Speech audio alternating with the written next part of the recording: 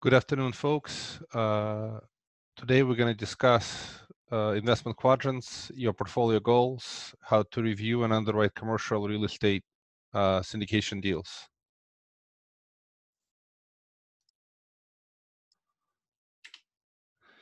Disclaimer for this for educational purposes only. We're going to talk about investment opportunities. If you're interested in any of them, please request a private placement memorandum.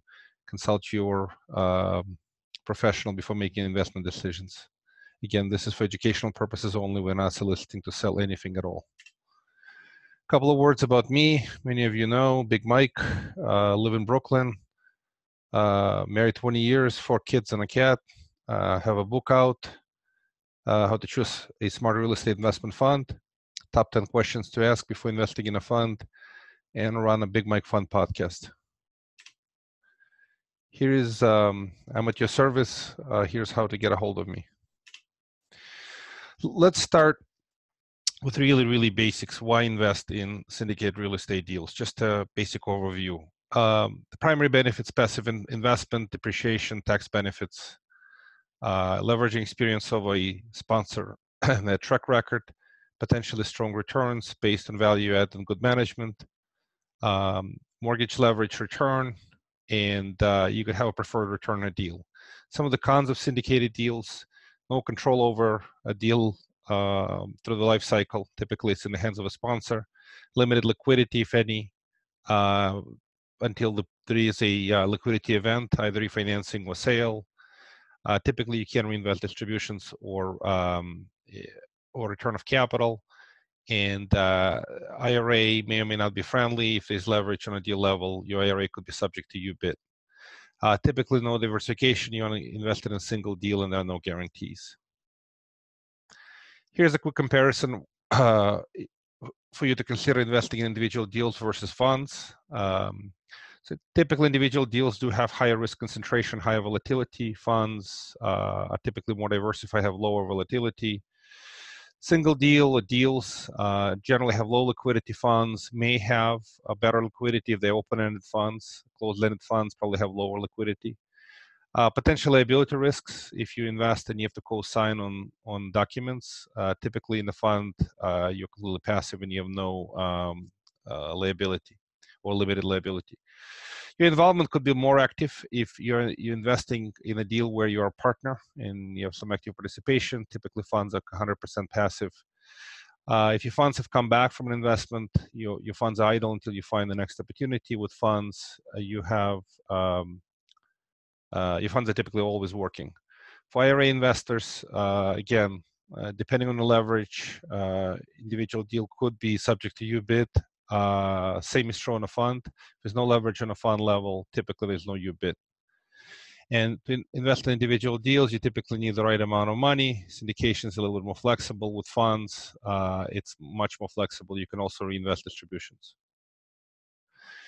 Let's go to the basics: investing versus speculating. Key subject: Benjamin Graham, the godfather of value investing. Warren Buffett learned from Benjamin Graham. Defined an investment operation is one which, on thorough analysis, promises safety of principal. Those are the key words, and a satisfactory return. Anything else is speculation, and that's the key words. Safety of principal is based on downside protection. If you can protect your investment from losses and you can make reasonable return, it's much better than taking a lot more risk chasing the pie in the sky. So investment quadrants concepts, real fundamental idea. So here are 4 quadrants: quadrant 1, 2, 3, 4, as they are defined here. Typically, quadrants 1 and 2 are called investment grade quadrants. And the reason they are investment grade is because they have good downside protection. That's the key characteristic that differentiates between quadrant 1 and 2, investment grade, versus 3 and 4, which is speculative. We'll talk a little bit about what is downside protection. But in short, it is a safety mechanism that helps you mitigate the risks. Generally speaking, good downside protection makes the risk low to moderate risk, while that's for investment grade. And for speculative grade, downside protection is limited and the risk is higher. So here is an example. Also, if you look at the quadrant 1 and 3, those are the cash flow quadrants, versus quadrant 2 and 4, those are the growth quadrants. So when you're looking at any investment, you, this helps you. It's like a glasses that you look through that helps you identify what quadrant a specific deal falls into. Once you make the determination, it helps you with overall planning. It helps you with your risk tolerance and understanding of what potential return you can make. Now, these average ROI numbers vary a lot, depending on the type of deal you select, type of sponsor, type of deals, and so on. Here is my position on the deals that we are able to get, we see. Certainly, they're achievable if you do good due diligence and you find quality deals, quality sponsors, with a good track record, good history, and so on and so forth. We'll talk about it. So quadrant 1 deal, typically the projected ROI is 10 to 15% on quality funds and deals. And we'll talk in a minute about risk and how to adjust for the risk. But assume at the moment that's the range, that it's an example range. In today's market, the market conditions change. It is achievable in the long run. However, things may change. Market conditions may change. Yields have been compressing, and the overall target return, my expectations might have to come down. So again, quadrant. The key point here is that as you go from quadrant 1 to 2 to 2 to 3 and 3 to 4, the projected risk needs to be higher. Otherwise, why would you want to take more risk? Or why would you want to forego cash flow if you're not getting a better ROI? That's a key point to make sure you understand. The only reason to go into quadrants 3 and 4 is if you're going to get likely higher return. Otherwise, stay away. You're taking extra risk and you're not getting compensated for it. From quadrant 1 to 2, if you're moving in that direction, you're foregoing the cash flow. So you are now relying on future cash, and you need to make higher return. Otherwise, why forego the cash flow? Cash is the king. So those are very important concepts. If you're foregoing cash, you got to get compensated more. If you're taking on more risk, you got to get compensated more. Otherwise, why invest? Now let's talk a little bit about risk-adjusted return. This is the most important concept in investing that I can think of. When you are looking at any deal, you should not be looking only at the projected return. You should be looking at the risk-adjusted projected return. The reason it's important is because every project has risk. And if you don't adjust for the risk level, you will not likely receive the projected number. Most of the projects run worse than the projection. And mathematically speaking, what you need to assign is a loss reserve. Loss reserve is a mathematical number that adjusts for risk on a given project. And the number varies. Quadrant 1 and 2, typically loss reserve of 1 or 2% is sufficient. When you go in the quadrants 3 and 4, much higher loss reserve is required because those are projects of much higher risk. Another very important point, most of the offering memorandums, PPMs, OMs, do not talk at all about risk-adjusted return. They just talk about projected returns. They have pro formas. It's their projections. And then they use those documents as sort of marketing documents. They both disclose all kinds of risks. At the same time, they put most optimistic number in those documents. So think about it for a minute. These offering documents tell you kind of the most rosy picture. They scare you with risks. I guess it's a legal requirement. It's not a scare tactic. It's just a way for lawyers to protect the project sponsor or fund manager. On the other side, they project pretty optimistic numbers. So you as an investor need to make your own decisions and adjust for risk. So the actual formula, risk-adjusted return, equals to the projected return minus loss reserves, or the adjustment for the risk associated with a given project.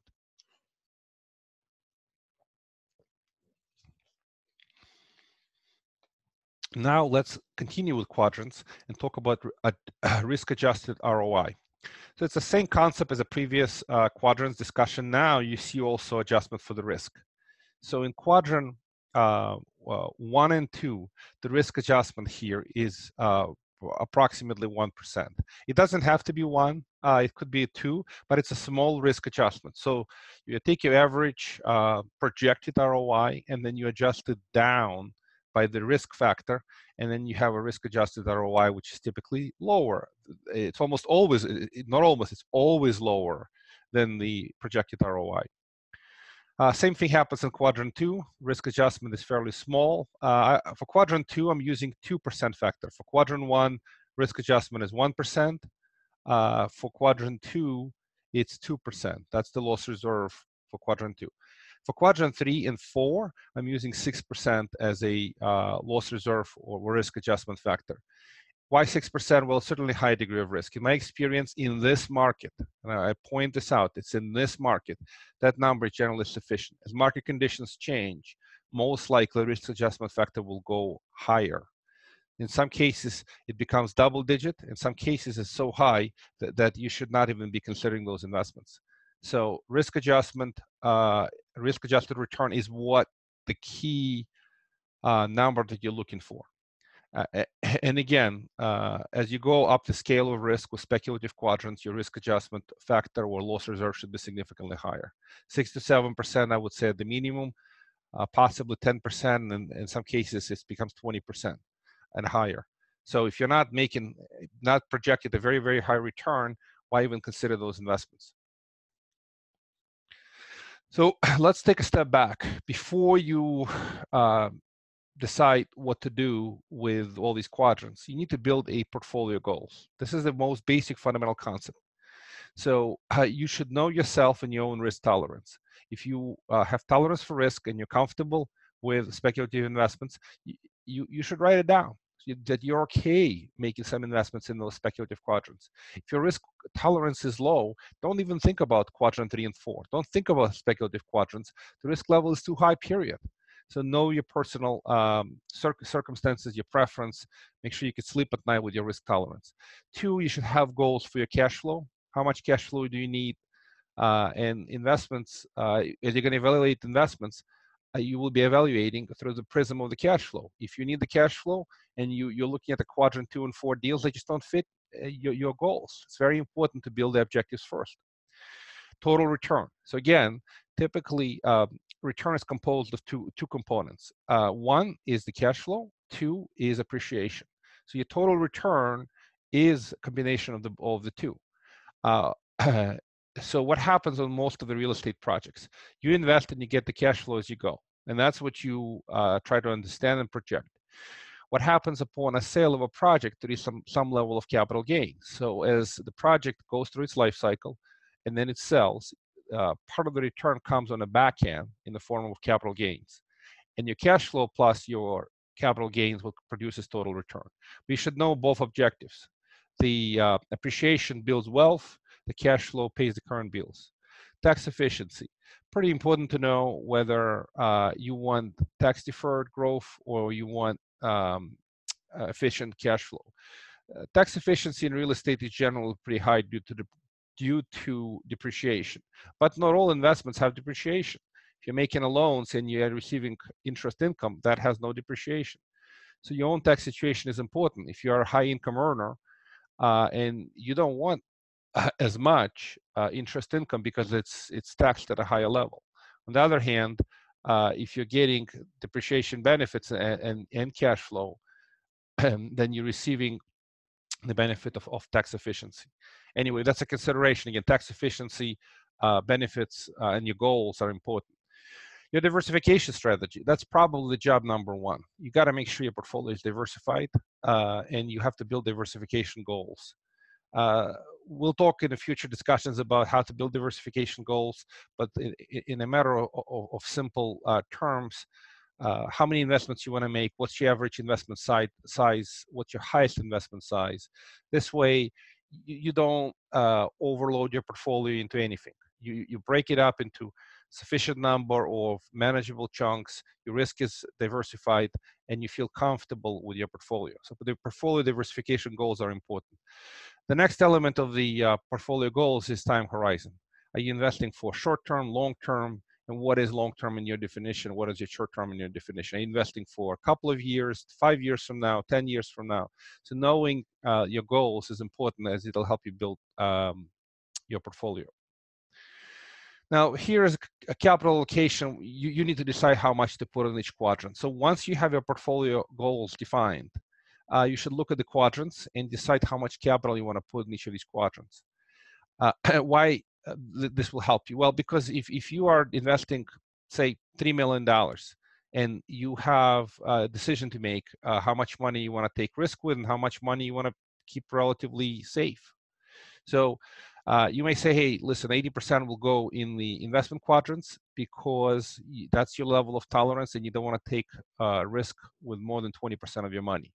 So the speculative grade projects will only get 20%. It's very possible you're not even comfortable with 20%. You only allocate 10%. That's fine too.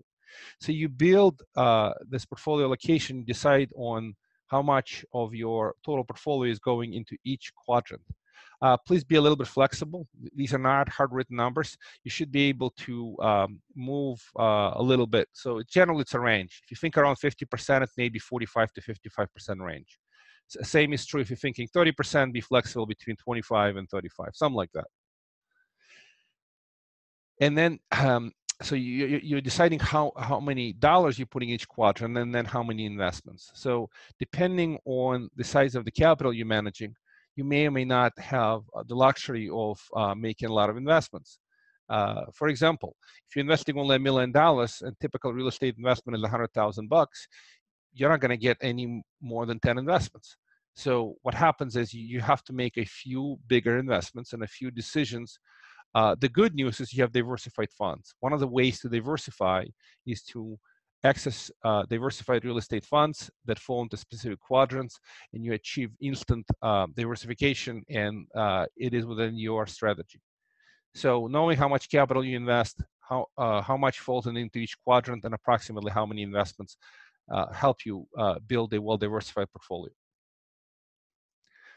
Now we're going to talk a little bit about quadrant one. Here are some examples. Example number one, hard money loan, or a hard money fund, or a fund that invests in hard money loans. Typically, you want to stay within the 70% loan-to-value ratio. In the good old days, it used to be 65%. It's still a good goal. Just got to be a little bit flexible in an environment where there's competitive hard money. So 70% is a good ratio today. Certainly looking for a good track record borrower, strong. You also want to know what's the exit plan. Is there a value add plan, fix and flip, or fix and refi? Duration of a loan, most of these hard money bridge loans, 12 months or less, and the typical rate of return in today's environment, 9 to 12%. There could be some points on top of that. Really depends on the situation. Another example of a first lien performing note would be a long-term loan made to a non-U.S. citizen. This is not that they can't get a Fannie Mae, Freddie Mac loan. They wind up getting a private loan. LTV could be a little bit higher. So here's an example. You do want to stay within 80%, ideal under 75%, but there are a few variables. A seasoned loan with payment history helps quite a bit. Good borrow down payment helps. Most of these long-term loans have 5-year plus time horizon, and generally rate of return on those in today's environment is 8 to 10%. Here is an example of a quadrant one deal as well. I call it quality cash flow syndication or a similar fund. They could invest, the deal could be in a multifamily, self-storage, retail, office. Generally speaking, quadrant one deals have light value add, maybe moderate renovations, some expansions, some opportunistic sales, depending on what the value add strategy is. If it's a shopping center, maybe it sells of out parcels. If it's a multifamily, it's renovation of units, so on and so forth. There's certain level of improved asset management, better lease up, additional services, fees, better collections, better tenant mix, and so on and so forth. Now, here is the cash flow. The cash flow typically in a quadrant one needs to be decent. There is no magic number, but I like it to be in the year one, 6% or higher. That's what puts it in the quadrant one. There is no hard number. Is it 6%? Why can't it be 5? It certainly can be 5, depending on your own comfort, but there is cash flow. And then it's an improving story. After the renovations are complete, possibly second or third year, the cash flow should be improving quite a bit. So depending on the leverage of a project, depending on the number of variables, leverage cash flow should be pretty good. There's again, I'm using a 9 to 14% range. There is no magic number. There's been yield compressing in the today's environment, and that range could be lower, could be between 8 to 12%. Again, you have to determine, but there should be cash flow because it's quadrant one deal. Moderate leverage of debt. So typically LTV on these deals between 60 and 70%. I don't like leverage higher. It's possible multifamily could have 75% loan to value ratio. Again, you have to be flexible, but you have to be comfortable that the leverage is conservative, the deal is not overloaded, and so on. The quality deals don't have heavy sponsor fees. I get very allergic to heavy sponsor fees. It drives me crazy to see when the sponsor charges you a fortune to acquire assets and to manage them, or you get paid on the back end while they're making money up front. That is not fair. That is not right. So a good quality cash flow syndication will have light fees. Here's an example, possibly 1% asset acquisition fee, 1% annual asset management fee. Heavy fees are just no good. That they'll likely make the deal completely unfundable. Here's an example of a quality pref. We've seen prefs on syndications between 8 to 12%. Again, there's been yield compression, and nowadays it could be down 6 to 10% range. The point is, it's got to be a pref. And it cannot be, it's got to be cumulative, non-compounded pref. So those are typically quality deals. And it's in that range. The split above the pref, generally 60-40, 70-30, 80-20. There is no right or wrong ratio. Really depends on class of units you're participating in, how much money you invest, type of deals, and so on. But these are quality cash flow deals. There could be also an IRR hurdle. IRR stands for internal rate of return. If the project sponsor gets you a certain level of return, the split could change a little bit more in the favor of a sponsor. And I've seen hurdle anywhere between 12% and 18%. So here's an example. You could invest 8% pref, 70-30 split until 15% IRR, and then it goes to 60-40, something like that. And it's got to be a high quality sponsor, high integrity, strong track record, good communications, all those things are absolutely critical. So here's an example of a quadrant 2 deal. Non-performing notes at the low loan to value ratio or investment to value ratio. I'm going to use here interchangeably LTV and ITV. Typically, if you're buying a third-party non-performing note, it's important investment to value, how much money you paid for the note, not necessarily what the note face value is. If you bought it at a discount, great. Also, what's included here, some of the moderate value add syndications and similar funds. Here's an example of first lien non-performing note. LTV typically is below 65% because it's non-performing. It's important to have that ITV or LTV low. Here's an example again, 65%. You need to have also a high default interest rate. Why? Because you're not collecting cash. It's a non-performing loan. You need to be compensated with a higher rate of return. Generally speaking, default rate I like to see between 18 and 24% range. You want to see quality collateral, and whoever you're investing with, you want to make sure they have strong experience at foreclosure and workout of these non-performing notes. This will ensure that your money is well protected and it gets through the life cycle of a project like that quickly. Now, let's talk about value add project or a syndication. Again, it's similar to the quality cash flow syndication, but you have limited cash flow. So during years 1 and 2, renovations are heavier and your cash flow may be 0 or very, very small. Very important to know the difference. Fundamentally, the projects could be very similar except for the quadrant 1 deals do have the cash flow, quadrant 2 deals may not have the cash flow. And then these projects need to have strong liquidity to withstand delays and other issues during the value add phase of the project. So why it's important? Well, because they are quadrant 1 and 2 deal. They have strong downside protection. They are investment grade deals. And the liquidity is the key. They gotta be able to withstand all kinds of delays and survive. That makes the risk low to moderate, and that's what keeps the safety of your investment. So those are very important characteristics of a quadrant 1 and 2 deals. These elements create downside protection. Quadrant 3 deals, here's some examples. Second lien performing notes, heavily leveraged syndications. Second lien note, CLTV stands for combined loan to value ratio, typically first and second. You're investing in second. The exposure should be still under 75%. If you're going beyond that, you're taking too much risk. You really have to be very experienced with the borrower and the execution to be comfortable above 75%. The interest rate has to be higher. You're in a second lien position, you need to be making 15% or more, typically 15 to 24%, possibly even higher. You need a high quality borrower who you feel comfortable with, can manage the strategy on the project, and you need a clear exit strategy. Now, on the heavy leverage syndication, I've seen LTV being above 75%, and that's what makes these type of deals quadrant 3 deals. Could be 75 to 90% leverage, and debt service coverage ratio is typically low. In quadrant 1 deal, debt service coverage ratio is generally higher. I like to see 1.5. Here we're talking about quadrant 3 deal.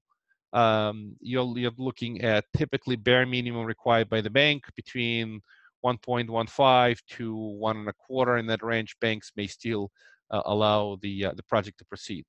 And generally speaking, your cash on cash return has to be high, 12% plus, otherwise why are you taking the risk? Quadrant 4 deals. Here are some examples. Heavy value add projects, development or development led syndication. So heavy value add deals generally have negative cash flow through the value add component of the project. They may have occupancy dropping below 50% on multifamily. And they're repositioning the asset upon completion of renovation. That is acceptable, and that's what makes it a quadrant 4 deal. Development or redevelopment, ground-up development could be multifamily or self-storage or anything. The moment it's a ground-up, it is a quadrant 4 deal. If it's a redevelopment, it's a quadrant 4 deal. Here's an example: conversions for high and better use of big box retail stores, old Sears, Macy's, convert to self-storage. Just an example. Land speculation happens all the time in this environment. I do like land speculation with a value add strategy, where they typically entitle the land for whatever the next phase of the project, whatever development or redevelopment happens. So it is land speculation, but it is land is enhanced with the entitlements work. Those are quadrant 4 deals. Now, let's talk about underwriting. So you need to build your underwriting goals. Why it's important? Well, because you need to know what are you underwriting for. So you're looking for great sponsors or great fund managers. That's your goal, one of the key goals. 2, you're looking for great deal or deals. 3, how does a given deal fit in your portfolio? As you're underwriting, you need to decide where does it fit in your portfolio. It may be a great deal for somebody, but not for your portfolio, or vice versa. And how much to invest. Those are typically your underwriting goals. When I invest as a fund manager in syndications, I generally have these type of goals. How much can I invest my maximum amount? What kind of deals I want to invest in? With who are the sponsors, right? And how does it fit in our overall portfolio? So now we're going to jump into the complex discussion on the underwriting of syndications. And I'm going to try to go through a lot of information relatively quickly because there's a lot to discuss. So first thing you're underwriting when you're looking into a syndication is a project sponsor. You're starting with a sponsor always. You don't want to waste the time with a deal if a sponsor is an idiot, pardon my French. You want to make sure the sponsor is capable, they have very experienced, they have a strong track record, and they have high integrity, and they communicate well. Those elements are critical. You really want to make sure that the sponsor is a professional sponsor. They've done deals like this. They have a good fund administration, fund reporting, or it's a syndication reporting. They do what they say. They have high integrity. They communicate well, and they can show that record. Combination of those things will validate a sponsor. Once you find a quality sponsor, that relationship can last you for many deals. That's why it's important to start with a sponsor. Second thing, you do asset level review. So in an asset level review, the first question you should ask, why is this a good deal? It's a pretty basic question, but you really want to understand and get a clear answer to that question. Why is this a good deal? What is the value add plan? Is the management capable to take the project through the value add plan? How is it going to get managed? Who is going to manage it? How long it's going to take? What is the experience? What are the risks of a given project? Is there environmental risk? Is there competition? What about market conditions? Certainly want to look at the appraisal, feasibility study, CMAs, comps, environmental test, and so on and so forth. So you're going to do asset level review. Next, you're going to jump into the structure and financial projections review. So you're going to look at the capital stack. How much equity is in the deal? How much debt? Are you investing in an equity of a deal? Are you investing in the debt of a deal? Fundamental questions, but you certainly need to understand those things as soon as possible because they'll help you determine the risk profile. Current financials and future projections. If it's an acquisition of an existing multifamily complex, what are the last 12 months? What are the last few years? What are the trailing 3 months? You're certainly looking at the pattern. Is the pattern improving or getting worse? And what are the future projections upon value add plan? Typically, you're looking year by year into the future years. What is the preferred return and the performance split? What is the current cash flow and projections from years 1 through 5? Again, you're going to be looking at cash flow, and you're going to be looking at the total return upon a back end or a refi or a resale.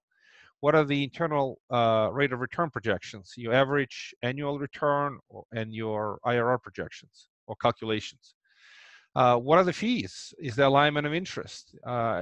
Is the sponsor motivated to take the deal through the life cycle, or are they just motivated to acquire the deal, get a bunch of fees paid to them, and then run it whatever way it goes? They already got paid, and that's a terrible situation to be in. So when you're underwriting, you certainly want to see fair fees and good alignment of interests.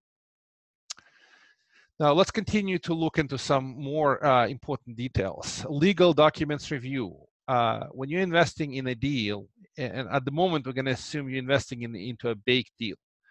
I certainly, as a fund manager, have an opportunity to bake some of these deals, get involved with the discussions with project sponsors before they put together some offering documents. But at times, I invest in baked deals as well. So when you're looking in the big deal, you want to look at the offering documents, typically the PPM, private placement memorandum, the term sheet, subscription booklet, and you want to ask about, you want to question or think about it. Do offering documents match marketing documents? Because I've seen discrepancies. People will put in a PPM one set of terms, and then offering documents and the marketing documents will have different terms. And if you see discrepancy, ask sponsor why. And if it's an honest mistake, that's okay. Maybe they need to fix the documents. But if it is somehow a clever marketing to get you into a worse deal, well, that's a problem. I mean, you're certainly not dealing with a high integrity sponsor at that point. So as much as it is boring to look at the legal documents, but it is important, at least you're trying to find out if the documents match marketing versus legal. Ownership structure and org chart. At times you want to see what entities own real estate, what investments comes, what are you investing in, sort of that org chart of LLCs or ownership structure. So those are important considerations as you make investment decisions. The next thing to look at is if it's a syndication or a fund, who's going to do administration? Is this internal or external? The next question is there an audit on an asset level or on a fund level? Why those things are important? Well, they're important because fund sponsors or fund managers, they may be good at what they're doing, but they're not good at bookkeeping and accounting. And having a professional third-party administrator certainly gives you a level of comfort that the investment is being properly accounted for and you're getting good books. Audit is important because audited financials make sure that the administrator, whoever ran the books, is audited and the financials are accurate, and then they meet general accounting principles, GAAP. General accepted accounting principles. So again, administration and audit. Internal administration may be acceptable under some circumstances, but external is certainly preferred. On large organizations and large projects, they may have ability to do things internally. With small funds or small syndications, it's much preferred to have external administration because it is expensive to have a full accounting department. And if they don't have the economy of scale, they're much better off using external administration just from the cost standpoint, and makes you feel better as an investor. You feel more confidence with the accounting being done by a third party.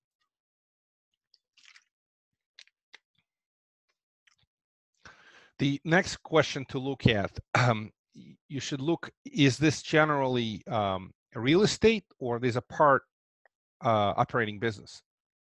There's plenty of asset classes that in real estate that have operating business component. It's very important to know.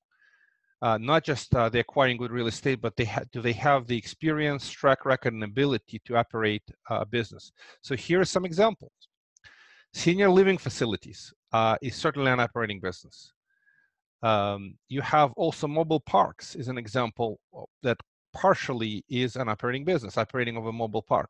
Even self-storage facilities have some operating element. So you should absolutely look at what you're investing in and what is the ability to operate that business. In real estate, an operating business, they're joined at the hip. It's very, very important. If you are investing in a senior living facility, and operator cannot hit the pro forma, well, your real estate is going to be worth less money. So they're connected. They almost trade as one thing. But at the same time, it is not just pure real estate. You just buy the asset and you lease it to somebody else. So the underlying real estate that gets leased up to an operator who is operating a senior living facility is pure real estate. But it doesn't work very well without a competent operator. That's the key point here. Let's keep rolling forward. So project sponsor underwriting. This is another critical element of underwriting. You certainly want to look at the referral chain. How did you get the sponsor information? Who introduced you? How do they know the sponsor? Have they invested with them in the past? Have they seen their quarterly reports, their communication, how they solve problems, how they respond, how do they manage issues? So referral chain helps. Integrity. Do they do what they say? And then you got to watch. It takes time. Some folks respond well, but they don't do what they say. And it's important for you to watch. And if something doesn't look right, maybe ask them a question. Why did you say that and it's not like that? And if you don't get a good answer, maybe it's not for you. The experience. How many deals like this have they done in the last year, 3 years, 5 years, 10 years? Are they an experienced operator, or they just on their second and third project? Again, I'm not looking for a massive experience of hundreds of projects, but at least enough so you feel comfortable that they know this type of asset class, and then they can execute whatever the value add strategy. What is their track record? I like to compare projections versus the results. Most people will send you the results. Hey, listen, we got 10% on this project for the last 5 years. Great, that's awesome. But what did you project? And if you projected 15 and you delivered 10, well, that's the answer to the question, right? Keep in mind that the projections are often not met. Most of the projects, I would say 90% of the projects don't meet the projections because projections are marketing materials and they are too optimistic. So it's important to see the difference. And if you have that data, and in the past they projected 15, they delivered 10, well, that's what you probably should adjust for future projects because they just can't deliver their projections. Are they professional? Do they have good reporting and good communications? Really, really important. Does sponsor have skin in the game? And how do they make money? So this is pretty important. Do they have real cash at risk in the project? And what fees do they charge up front, and what fees they charge as you go, and what fees they charge on the back end? 3 very, very important questions. What do they get charged up front? They're typically asset acquisition fee. Sometimes they charge capital raising fees, assuming it's legal. But what are investors are paying upfront? And it's very important that these upfront fees are well understood, so that you as an investor doesn't feel like you're getting you're paying for somebody else luxury vacation. Let me put it this way. And then as you go, as they operate the facility, whatever it is, it's a multifamily, self-storage, are the fees reasonable? Are they making fair compensation for their work? And do they have a variable compensation incentivizing better performance? And third, what is the back-end compensation? What is their motivation?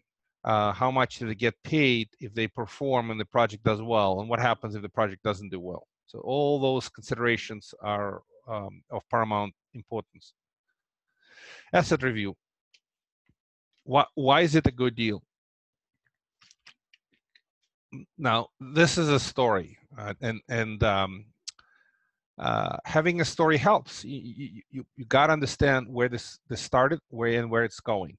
So a good deal could be because there's a good assumable mortgage, or there was a distressed area, hurricane passed through, and a lot of damaged properties. There could be a distressed seller, somebody passed away, or there was a business breakup. Or there's a massive value add upside. An older facility just needs renovation, and it could be worth a whole lot more, fully renovated. Could lease for more and generate better cash flow and be worth more money. Is there value add through rezoning? Is there value? Is there a new employer moving into the area? Then the whole real estate in that area is going to go up. What's the value add plan? And that's part of the review. You're reviewing the plan, the value add plan life cycle. What work is involved? How much capital is needed? What's the schedule? And what's the projected outcome? How are they going to manage through the value add life cycle? Who are the project managers? What kind of reviews? How often? Are they going to provide quarterly updates? What reports and what calls to investors? What are the risks and how are they mitigating these risks? Are they experience? What are the environmental reports? What kind of competition? What are the market conditions? They're building a new self-storage facility and there's somebody else building in that area. That's not good. And again, understanding the risks and how they're mitigating them. Looking through the appraisals, feasibility studies, and comps on whatever real estate you're investing into are vitally important. Financial structure of the project and project financials. So you certainly want to review capital stack, how much equity capital, how much debt, what are the projections, what are the estimates and expected numbers. And then the next thing I'm going to mention is, again, of critical importance. The numbers need to be stress tested. So you can stress test a given project numbers with 2 levels of stress test. Generally, level 1 is sufficient on most projects. It's called the 10% level, and then you also got the 20% stress test level. And you're stress testing by reducing revenues and increasing expenses. And what are you trying to accomplish? You want to see where is the break-even point. So if your revenues are cut by 10%, expenses increase by 10%, are you still breaking even on that property? If you are, good. What happens in 20%? 20% is a huge number, but can you survive a significant recession where your occupancy drops 20%? Generally speaking, the expenses are unlikely to go up concurrently with lower revenue levels. They usually go together. If revenues are up, then your expenses are up. But you certainly can stress test those things, and you could stress test concurrently. You could stress test independently. Again, just cutting the revenues and see what happens, and then another way, leaving revenues alone and testing the expenses. You should be looking at the preferred return and the performance split, the pref and a split, and what kind of carried interest and alternative structure the deal might have. We'll cover some examples in the next few slides. But it's important that the deal is fair. I'll show you some fair deals and some deals that are not fair. And then the cash flows. What are the current and projected cash flows? Cash is the king, and you want to know what's going to be the cash flow in year 1, 2, 3, 4, 5. Many projects have an average cash flow, and that's good, but it's better to have specific breakdown by year, because the cash flow could be booming in the year 4 and 5 and really bad in year 1 and 2. And that's important for you to know as part of the underwriting. So here is the review, some of the IRR calculations. Here's an example. Many projects will use, you'll see two different numbers. You will see an IRR, which stands for internal rate of return, versus average annual cash flow. And those numbers are directionally go in the same direction, but a little bit different. So typically IRR is computed with cash flow in mind. So the earlier you get the cash flow on a given project, the higher the IRR. And if you're getting more cash flow versus more appreciation on the back end, your IRR is magnified, because it accounts for when the cash flow comes in. Also, it's important to look at a deal, how much of your total return is coming from the cash flow and how much of it is coming on a back end through appreciation.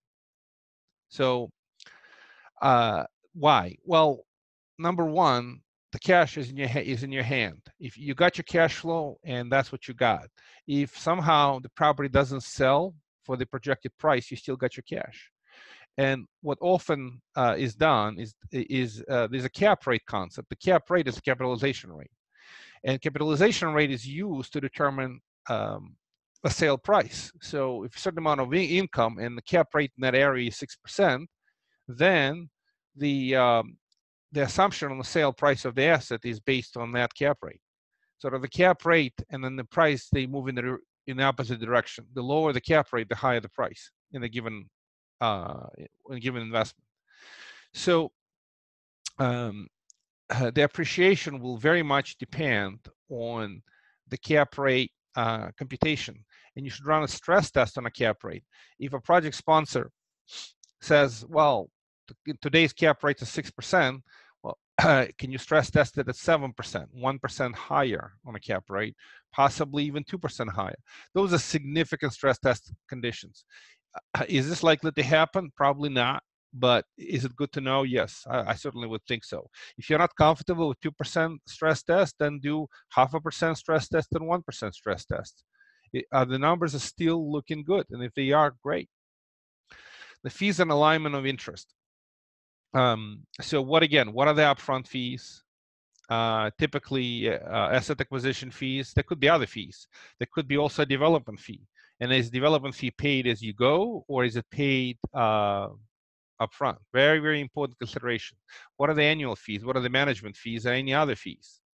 And then what are the back-end performance fees? Looking at those things is very important because it creates alignment of interest. What is the exit strategy? You should look at that.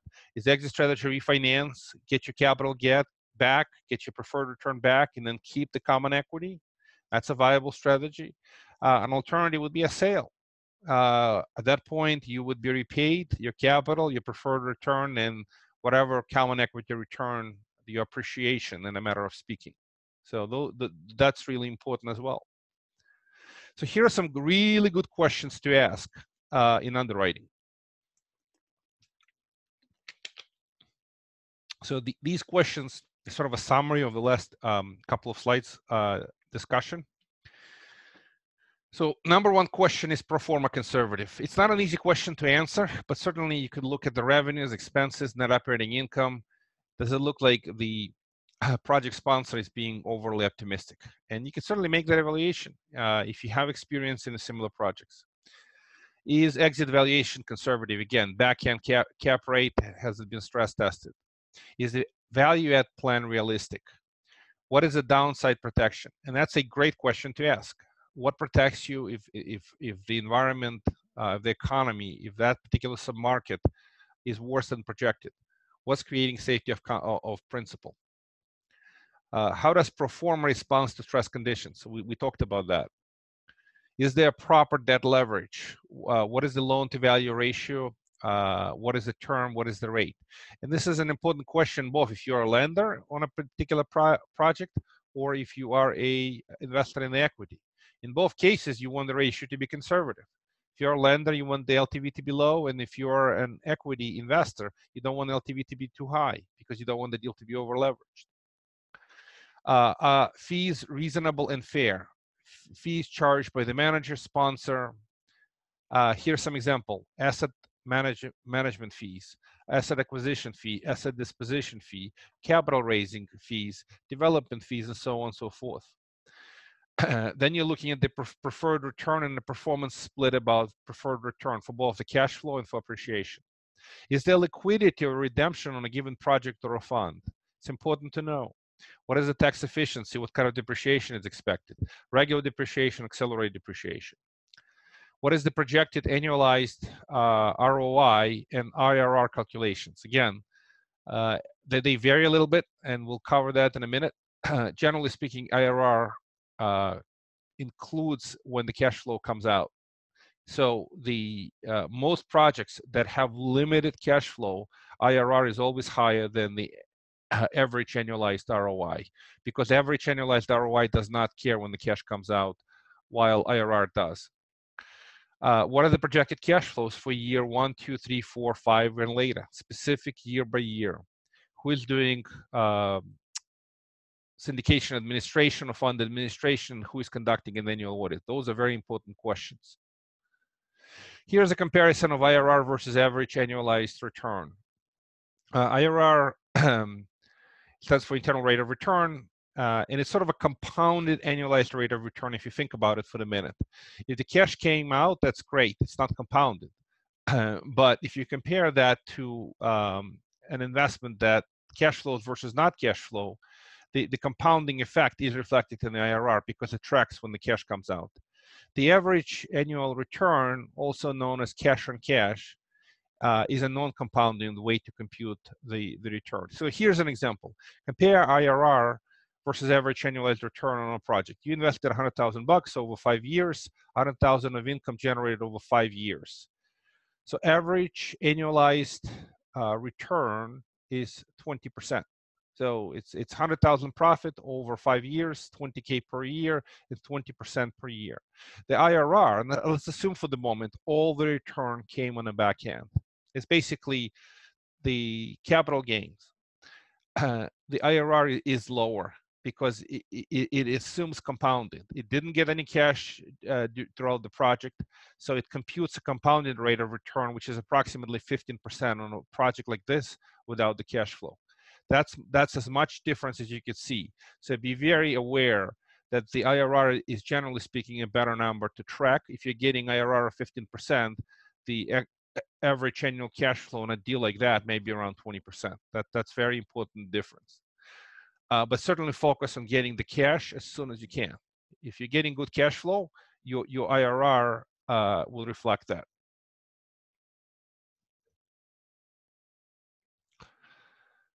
Deal fairness and risk-adjusted return calculations.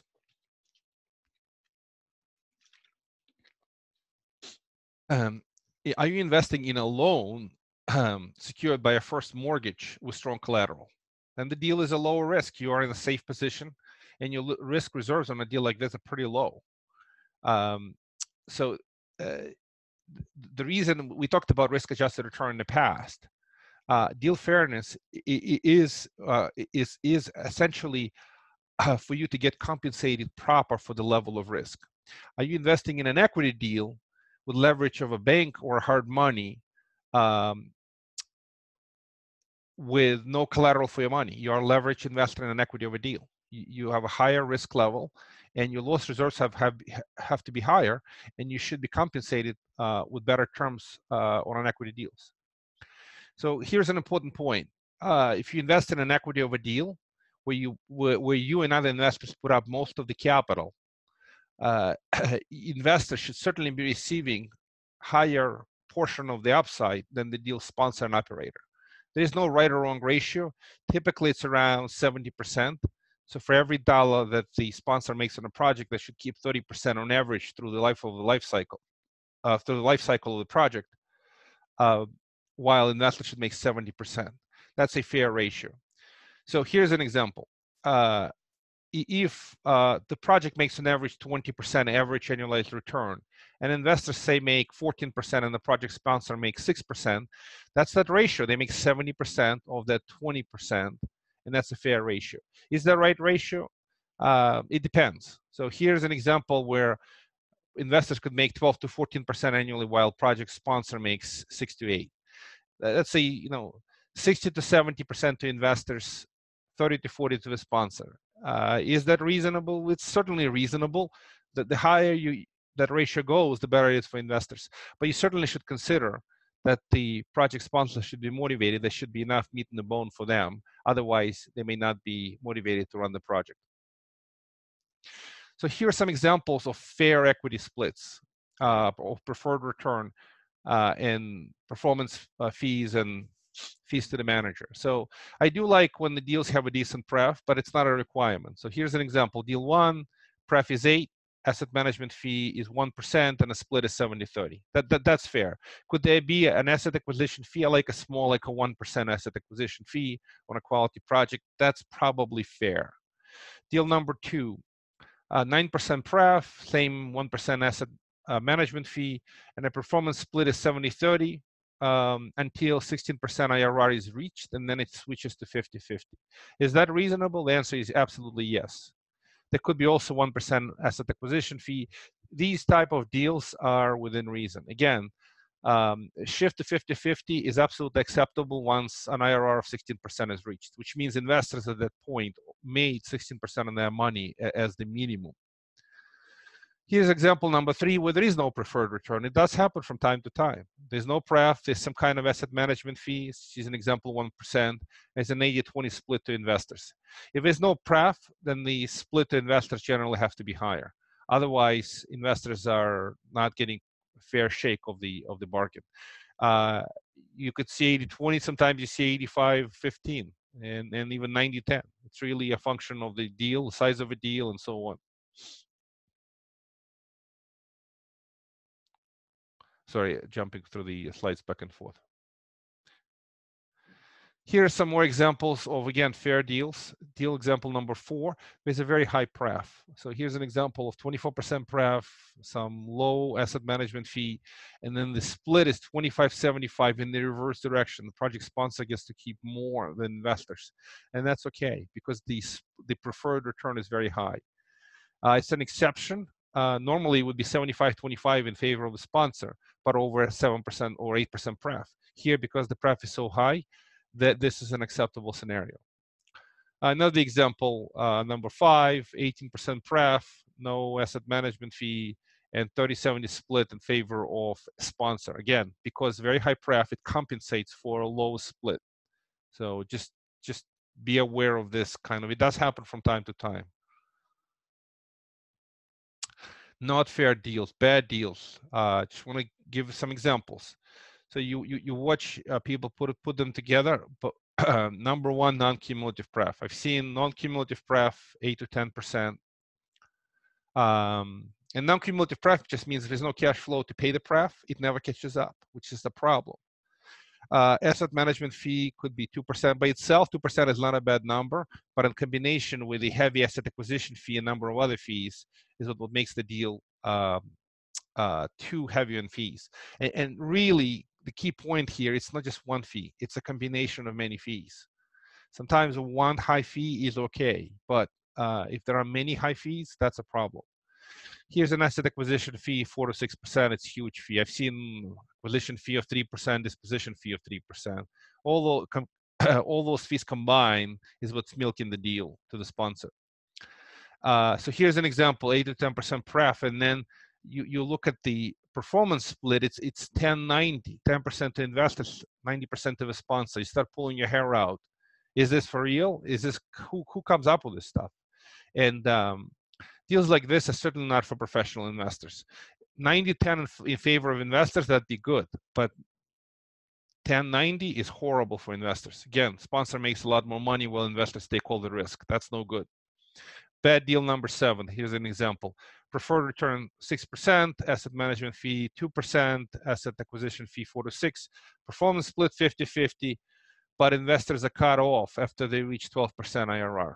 They have a cap, and that's a pretty bad deal too, because the deal may be a great deal, but they're cut off to generate 12% return. The primary problem with these deals is that when the deals like this go well, your upside is limited. But when they go bad, you lose the money. That's the problem.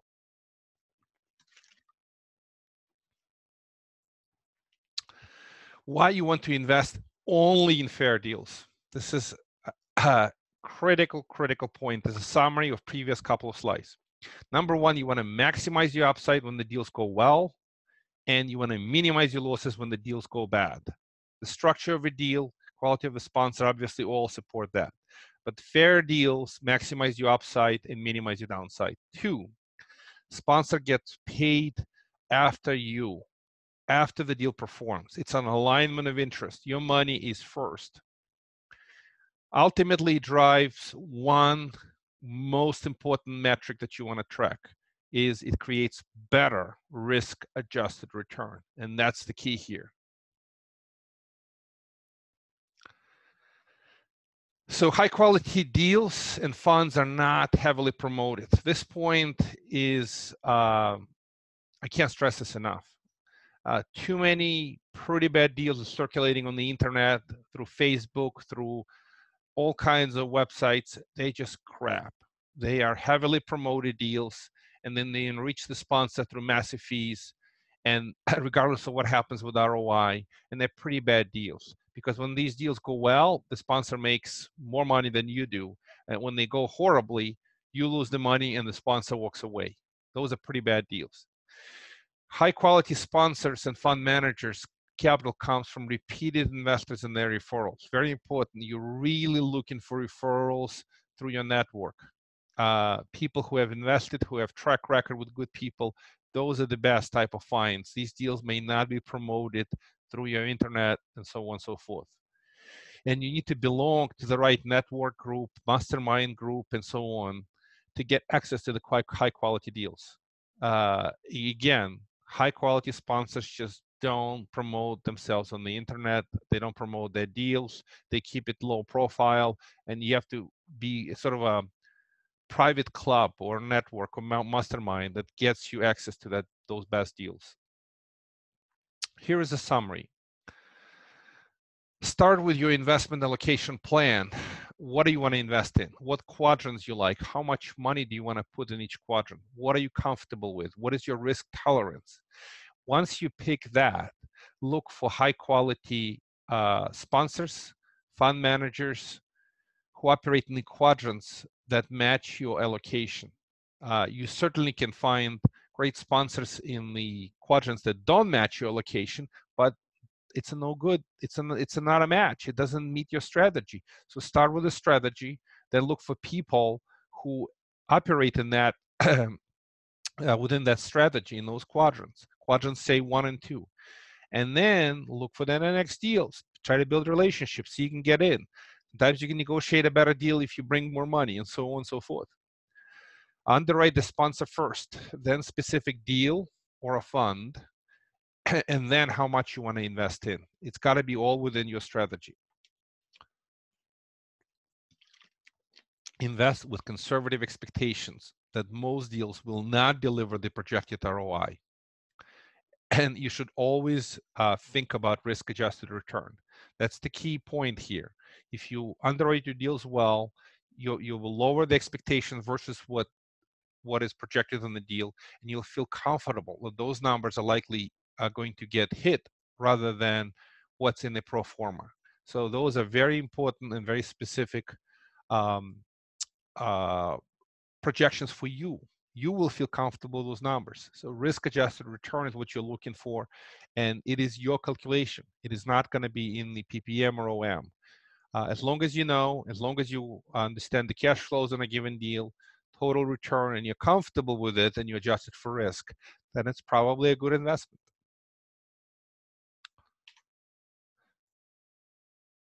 Thank you all very much. Appreciate your consideration. You're looking at this presentation. Have a great day.